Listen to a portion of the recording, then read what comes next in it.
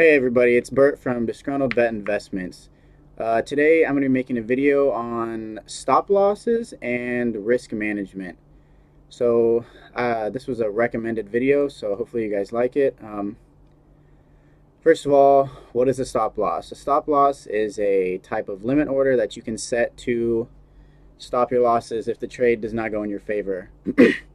So basically, if you want to get into a position and you want to only lose, say, 1%, you will buy however many shares you're going to buy, and then you'll set a stop loss for 1% under that, or at a support or resistance area.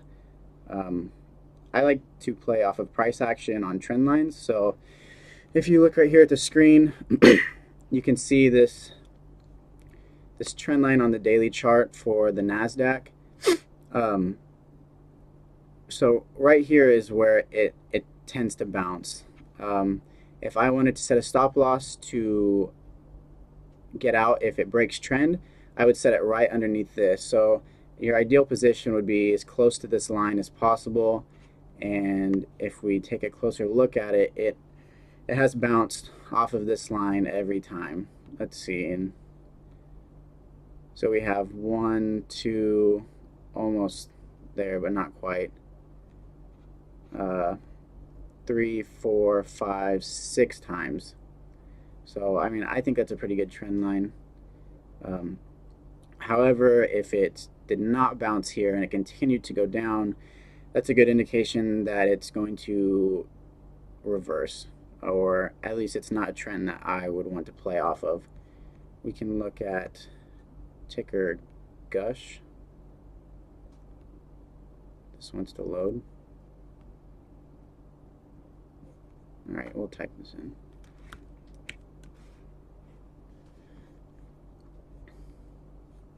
Okay, so right here is a good example. This looks like a decent support area. Support meaning it tends to bounce in this area. This would be the resistance. And right over here we have a breakout following an uptrend. So if I were to get in during this time period, I would probably set my stop loss for right here, $19.01, or you can just round it up to even $19. So there are multiple types of stop losses. One that I like to use is a trailing stop, and you can set that for a dollar amount or a percentage depending on your preference. How trailing stop losses work are you set it like a normal stop loss. Say you want to give 1%, and from where you buy it. So if you bought it right in here and you make this 9%. Now if it goes in 1% against you, it drops down to 8%, you will lock in your profits and get out of that position. 1% is pretty tight, if you're asking me. I usually give 2 to 3%, but it's all part of your risk management. Normally you want to do a 3-to-1 ratio, so you want to risk 1% for a potential 3% profit. Yeah, so basically I can put a picture up here of what a stop loss would look like. But yeah, so let's check out DGAS for another example. Okay, so right here is a good support zone. I would set my stop loss for anything under this, showing me that it's no longer holding this support line. And old support becomes new resistance. So if it were to break this, it could have trouble pushing back up.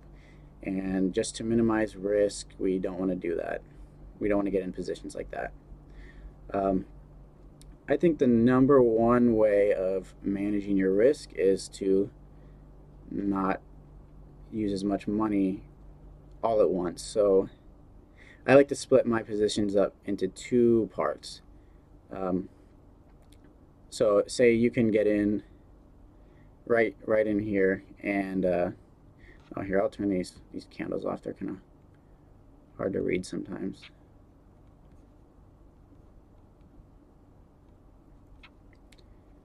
So if you're looking at this right here, so the parts of a reversal is the downtrend, your consolidation, pushes up. A lot of the times it does retest, and this I would call this a general consolidation zone. So it did come down, retested, and then pushed back up.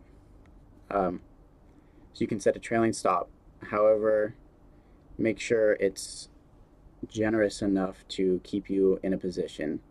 If you were to buy here and say you made your 7.2% and you had a 1% trailing stop, you would be out of the position right here. And if you would have set a normal stop to where you stayed in until it broke trend, you could have held all the way down into here and you would have made a lot more profit. You could have locked in profits somewhere around here, this general area.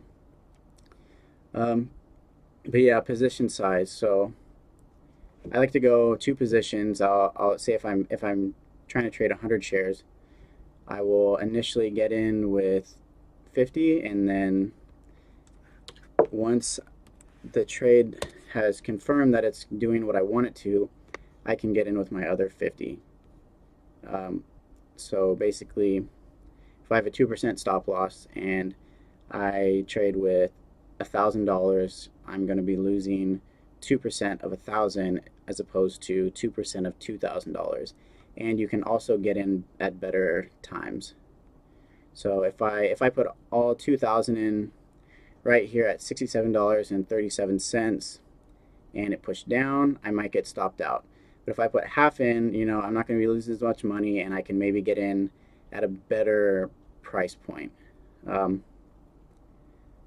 pretty much all I can think of for risk management. That's my own strategy. I know other people have different strategies, but if you guys have any other questions, you can leave a comment down below. Let me know what you thought of the video, any improvements. I did call out TQQQ in my last video, and I got in at $66.02. So I made a decent profit off of that.